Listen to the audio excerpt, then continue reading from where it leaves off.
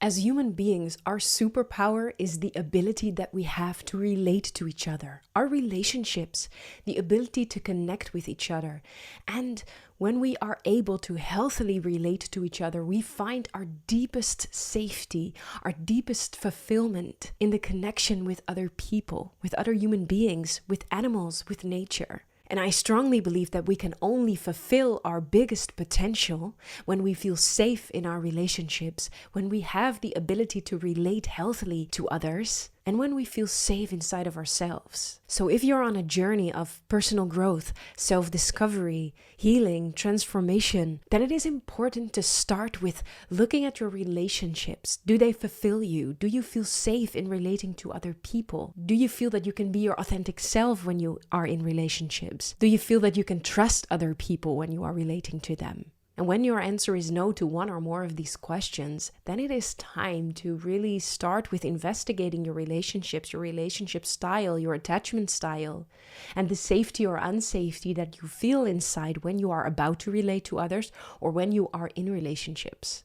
Because relationships are life. That is what life is. Life is relationships. We cannot exist without each other. We cannot exist on our own. We cannot survive on our own, but also we cannot fulfill our purpose, fulfill our destiny, fulfill our biggest potential as an individual and as a society as a whole without each other. By relating to other people, we are able to experience ourselves. But because of the society that we are living in right now, at this moment in time, we are not really good at relating in a healthy way to each other. We are very emotionally immature, and I would even say relationally traumatized because of years and years and years of oppression, discrimination, slavery, wars, capitalism, colonialism, individualism, because of prioritizing material growth and individual growth instead of prioritizing emotional maturity, relational growth, meeting the needs, the basic emotional, relational needs of our children, vulnerability,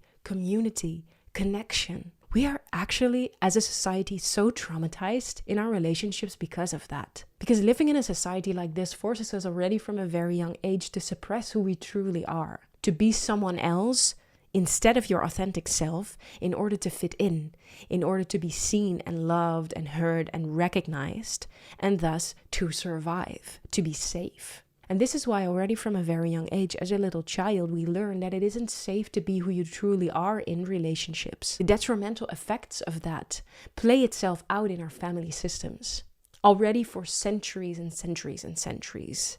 Our parents and their parents and their parents and their parents never learned to emotionally mature, to be vulnerable, to relate, to feel safe in relationships.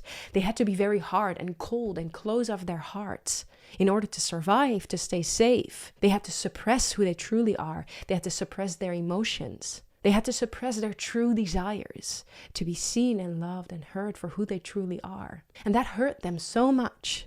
It hurt their hearts. It hurt their bellies, it hurt their bodies, it hurt their being.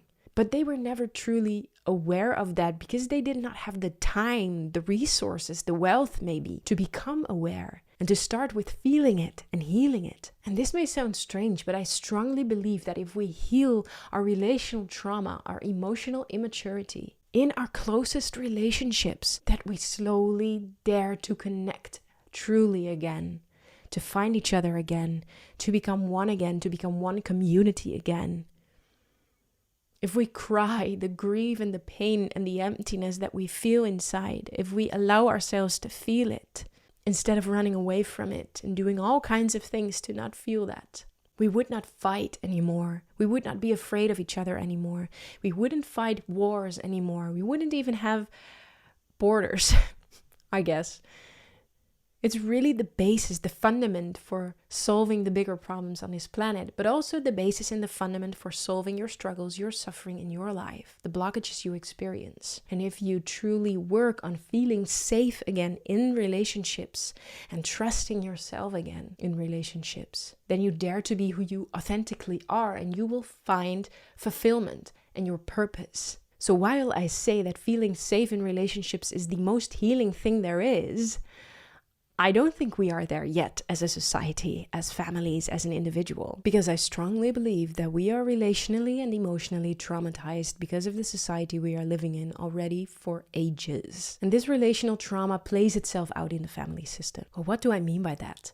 Well, as a little child, when you come into this planet, you are very dependent on your parents, your mother, your father, for your survival. So the first thing you do is to attune as much as you can to their emotional state, to how they feel, to what they do, and the other way around. Your mother and your father are very attuned to your state of being, to your needs. Like, are you hungry? Are you crying? Do you need soothing? Do you need food? Do you need comfort? Are you warm? Are you cold? So there is this exchange of attunement to each other, right? And when your parents are healthy, happy, feel safe, wealthy, do not have much worry or stress, aren't too tired, etc., then this is for you as a little baby, of course, also very relaxing and healthy, and you feel comfortable, you do not feel stressed, you do not feel scared or anxious, etc. That is how attunement works. When the people you depend on feel safe, you feel safe. And later on in life, when your parents are emotionally stable, emotionally mature, when they trust themselves in life, when they do not have much stress, when they are resilient and resourceful and know how to problem solve and trust themselves and trust the world around them and trust other people, then that is what you attune to, and that is what you copy in some way. That is how you learn to go through life. That is how you become a resourceful and resilient human being. That is how you learn how to deal with your emotional state and how you mature emotionally and relationally. That is even how you feel who you truly are in relationship to others, because there is enough safety and openness and space for you to explore who you truly are. That is what happens in a healthy, fulfilling, emotionally mature relationship with your parents. It's a safe environment. But when your parents do not feel safe in this world, distrust others, have their own trauma, relational and or emotional, when they are actually inside of them emotionally immature, they aren't capable of providing you a safe space where you can emotionally and relationally feel safe and mature and become a resourceful and resilient human being. Not because they wanted to or they are bad people, but because they are just not aware and capable of doing that and giving you that. And I strongly believe that is because of the society we are living in already for ages, centuries, that is forcing people to more and more and more become an individual, separated human being running and fighting for its life, feeling stressed, overwhelmed, emotionally immature, not capable of having the time to feel and heal and be vulnerable and truly relate to itself, to others, and the world around it. And this is one of the biggest wounds of our time that I call relational trauma. So, and when you come into a family system where it's not really healthy and safe and peaceful for you, not controllable but uncontrollable and unpredictable, emotionally immature parents, unpredictable parents, narcissistic parents, addicted parents, abusive parents, parents who are very hard and cold and emotionally shut down or shut off, and you cannot feel their heart and their emotions. They're very numb, always working, always gone, physically or emotionally, not present with you. Then your first attunement and attachment with your first primary caretaker, the most important relationship of your life, will be disturbed. And a disturbance in this attachment is a recipe for disturbances in the relationships of your life after that. And these disturbances in your first relationship cause you to distrust others, distrust the world around you, and distrust yourself. You can say you are safely attached or unsafely attached in that way. And this vulnerability of being unsafely attached, you carry it with you. It's one of your biggest wounds. And this wound exists of the pain and the grief because of the relational and emotional emptiness, because of not being seen for who you truly are, because of not having the opportunity to explore and express who you authentically are. But it also exists of the emotional, relational, and basic needs that you have as a little child that were unmet. It's also possible that in your first relationships, it was so chaotic and messy that you didn't feel safe at home. And whether you are safely or unsafely attached, you create as a human being an attachment style to get your needs met. Because it's not a bad thing that we want to get our needs met through others. That's the only way we get our needs met. As I said, we are relationships. Relationships is life. It's our superpower and we need it to survive. So if you are safely and healthily attached, you know how to ask for what you want. You know how to share your desires and ask for it.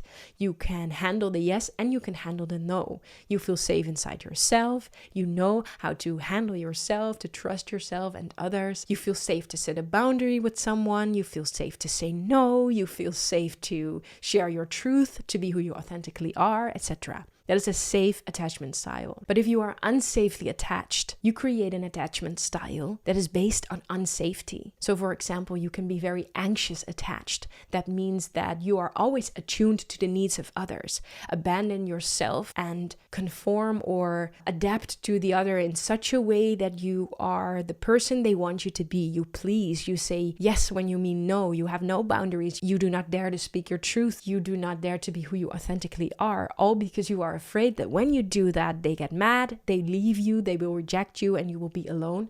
And you have to feel the pain and the grief and the emptiness of your first relational and emotional trauma. You can also be avoidant attached.